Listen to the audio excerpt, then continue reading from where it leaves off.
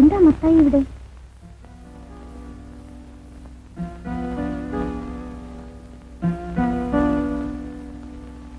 നിങ്ങൾ ഇവിടെ ഇരിക്കും. ഇരിക്കും, ഞാൻ പോയി നോക്കിട്ട് വരാം.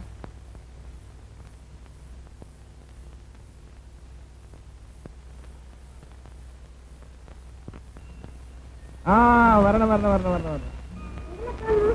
ഇപ്പൊ വന്നല്ലേ ഉള്ളൂ. ഉണ്ട് അകത്തുണ്ട്. എന്തൊക്കെയാണ് വിശേഷങ്ങൾ ഫിലിം സ്റ്റാർ?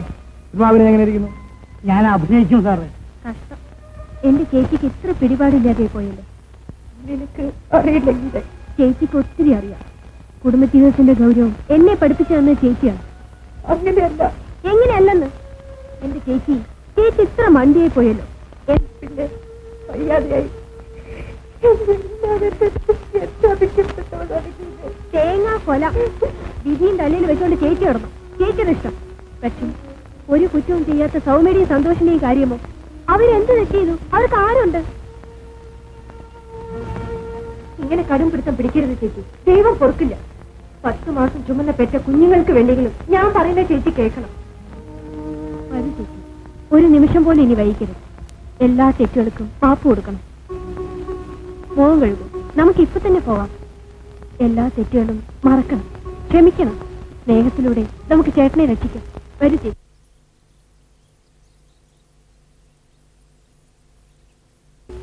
ഇനി എന്നെ കൊണ്ട് സാക്ഷ്യമില്ല. എന്റെ അടുത്ത് എന്തിനാടി നിന്റെ ഈ പുതിയ വേഷം?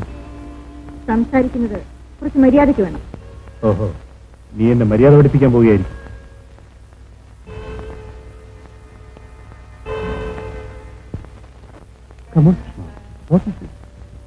സുഷ്മി, ഞാൻ പറയുന്നത് കേൾക്കൂ. അക്കാര്യത്തെ പറ്റിയാണെങ്കിൽ കൂടുതൽ കേൾക്കണമെന്നില്ല. സുഷ്മി നോക്ക്, മറ്റെന്നത്തേക്കാളും നിന്റെ സഹായം എനിക്ക് ആവശ്യമുള്ള സന്ദർഭമാണ്. ഞാൻ ആകെ തകർന്നിരിക്കുകയാണ്. സുകുമാരൻ ഇപ്പോൾ ഇവിടെയുണ്ട്. പുള്ളി എനിക്ക് വേണ്ടി ഒരു വാക്ക് വിളിച്ച് ഗവർണറോട് പറഞ്ഞാൽ തീർച്ചയായും ഒരു 6 മാസം അവകാശം എനിക്ക്. അപ്പോഴേക്കും ഞാൻ എങ്ങനെയെങ്കിലും കരകയറും. നീ പറഞ്ഞാൽ സുകുമാരൻ തീർച്ചയായും ചെയ്യും. സുഷ്മി പ്ലീസ്, സുകുമാരൻ റൂം നമ്പർ 3-ലുണ്ട്. നീ ആവശ്യപ്പെട്ടാൽ അയാൾ പറയും, തീർച്ചയായും പറയും. സുഷ്മി പ്ലീസ്. ഞാൻ എന്തൊരു ദ്രോഹിയാണ്. കുഞ്ഞുങ്ങളെക്കാൾ ശുദ്ധനായ ആ മനുഷ്യനെ ഞാൻ എങ്ങനെയൊക്കെ കുരങ്ങ് വെളുപ്പിച്ചു. അർത്ഥമില്ലാത്ത സെന്റിമെന്റ്. B courageous. യഥാർത്ഥത്തിൽ നിന്നെ കൊണ്ടൊരു കാര്യം നേടേണ്ട സന്ദർഭമാണിത്. എന്നെ കൊണ്ട് ഒത്തിരി നേടിയില്ലേ?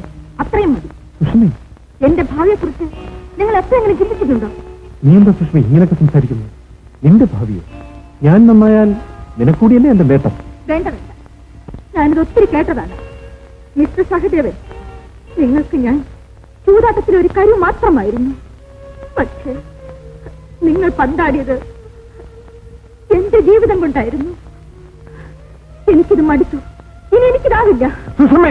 ഭയപ്പെടുത്താതെ. ഇത് പറയുവാനാണ് എന്നെ വിളിപ്പിച്ചതെന്ന് അറിഞ്ഞിരുന്നുവെങ്കിൽ നീ വരില്ലായിരുന്നു. അതെ, ഞാൻ വരില്ലായിരുന്നു. എടീ, നീ ചാരിത്രവതി ചമയുകയാണോ? വഞ്ചനയുടെ കഥകൾ മാത്രം അറിയാവുന്ന നിങ്ങളുടെ നിഘണ്ടുവിൽ അങ്ങനെ ഒരു പദമുണ്ടോ? നീ എന്നോട് പ്രതികാരം ചെയ്യുകയാണ്. നിന്റെ ഞാൻ ഒന്നും ബാക്കിയില്ലാത്തവനാണ് ഞാൻ. ഒന്നിനും എനിക്ക് മടിയില്ലെന്ന് നീ ഓർമ്മിച്ചു. പ്രതികാരം നിങ്ങളോടോ? നാണമാവില്ലേ എനിക്ക്? വെറുതെ ഭീഷണിപ്പെടുത്താതെ. ഭീഷണിപ്പെടുത്താനല്ല, പ്രവർത്തിക്കാനും എനിക്കറിയാം. നിന്റെ ഏത് കാമം തന്നാണ് ഇത്?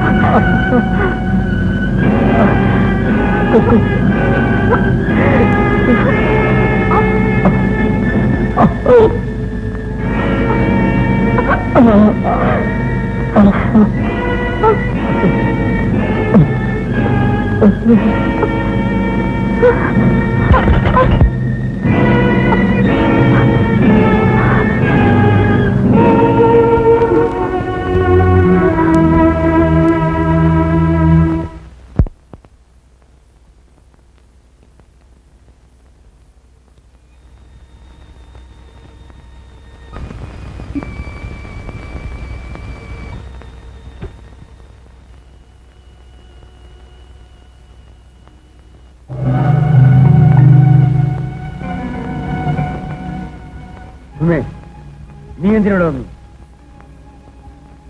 സ്വർഗത്തെ പോലെ കഴിഞ്ഞിരുന്ന ഒരു കുടുംബം തകർത്തിട്ടും മതിയായി.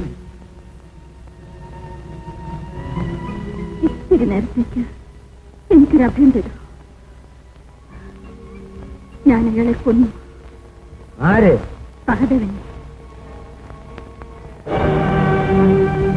എനിക്ക് അല്പം വെള്ളം തരുമോ?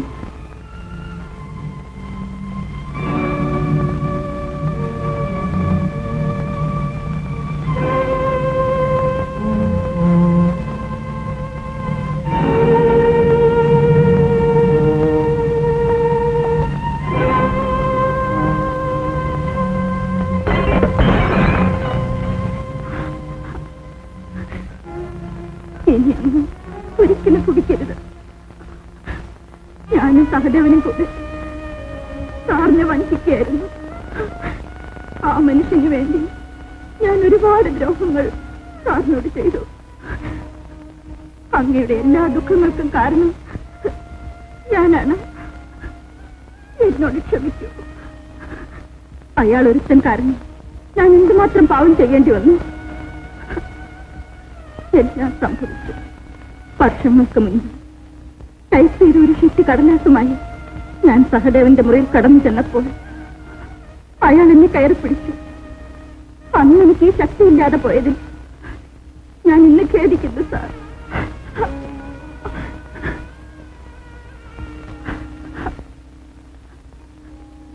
അവസാനമായി അങ്ങ് എനിക്കൊരു സഹായം കൂടി ചെയ്യണം. പണം തരും.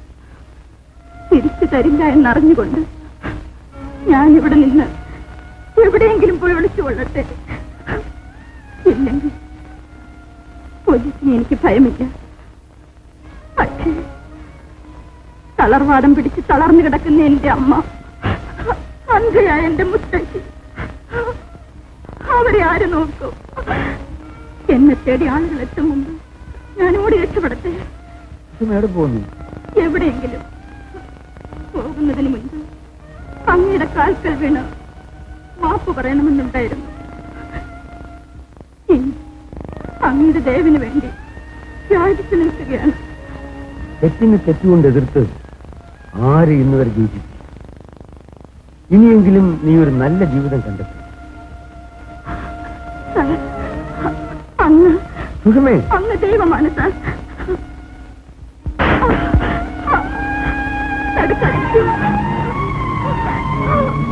അടിക്കൂ, ഇനിയും അടിക്കൂ.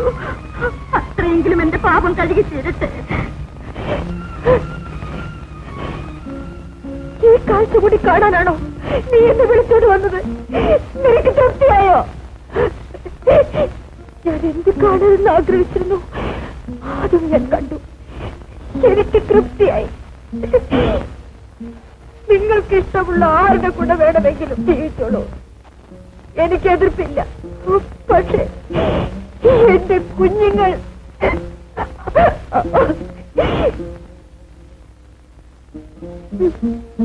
നിങ്ങളെ ഇങ്ങനെയല്ല ഞങ്ങൾ ആരും കരുതിയത്. മനുഷ്യത്വമില്ലാത്ത നീതനായ മൃഗമാണ് നിങ്ങൾ. പോകരുത്. ഇദ്ദേഹത്തെ തെറ്റിദ്ധരിച്ചാൽ ഈശ്വരൻ പൊറുക്കില്ല. തെറ്റിദ്ധരിക്കരുത്. ഞാൻ എല്ലാം കണ്ടുകൊണ്ട് ഇവിടെ തന്നെ ഉണ്ടായിരുന്നു. നിങ്ങൾ കരുതുന്ന പോലെ ഇവിടെ ഒന്നും സംഭവിച്ചിട്ടില്ല. 9 കൊല്ലം ഞാൻ കൂടെ പുറത്ത് എന്റെ ഭർത്താവിനെ, എന്റെ കുഞ്ഞുങ്ങളുടെ അച്ഛനെ മനസ്സിലാക്കാൻ തീർച്ചയായും ഇവിടെയും എല്ലാത്തിനും കൂട്ടുനിന്ന് നിങ്ങളുടെ ശുപാർശ എനിക്ക് വേണ്ട.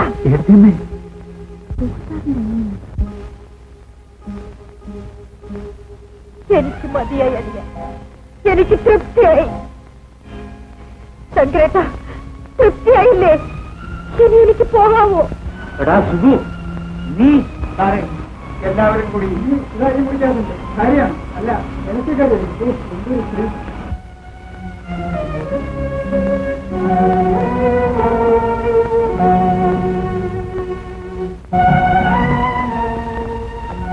മിസ്റ്റർ സുകുമാരൻകുട്ടി ഇവിടെ? ക്ഷമിക്കണം, ഞങ്ങൾക്ക് ഇവിടെ അറസ്റ്റ് ചെയ്യേണ്ടിയിരിക്കും. എനിക്കറിയാം, ബസ് അവൾ കീഴടങ്ങുന്നു. ഒരു സെക്കൻഡ്, എനിക്കൊരു ജോലി കൂടി ബാക്കിയുണ്ട്.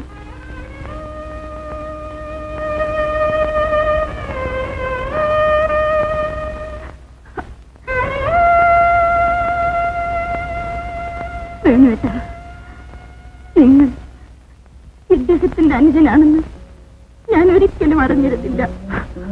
അറിഞ്ഞിരുന്നെങ്കിൽ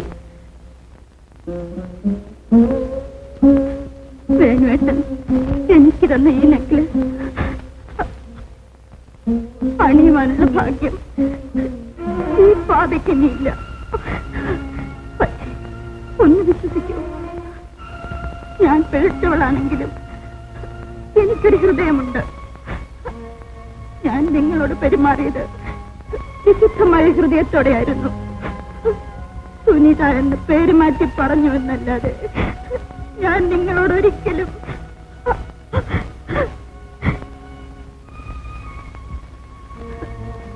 എന്നെ വിശ്വസിക്കൂ. തൂക്കുമരത്തിലേറാനാണ് വിധിയെങ്കിൽ എനിക്കൊന്നേ പ്രാർത്ഥിക്കാനുള്ളൂ.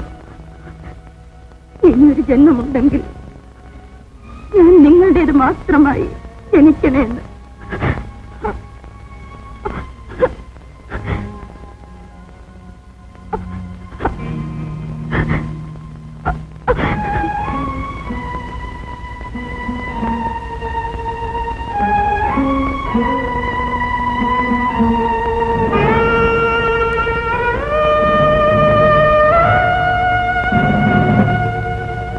ഏട്ടത്തിന് എന്നോട് ക്ഷമിക്കൂ. എല്ലാത്തിനും കാരണക്കാരൻ ഞാനാണ്.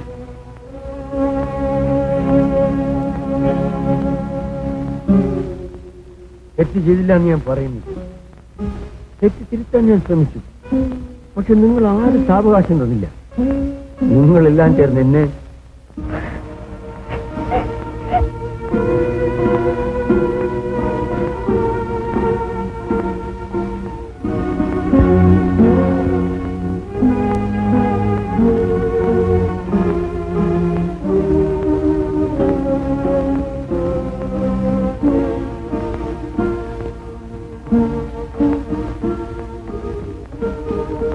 വിശ്വസിക്കുക. ഇനി ഒരിക്കലും ഞാൻ നിന്നിൽ നടന്നു പോവില്ല സാരു. ഒരിക്കലും ഒരിക്കലും. പൂത്താലമേന്തി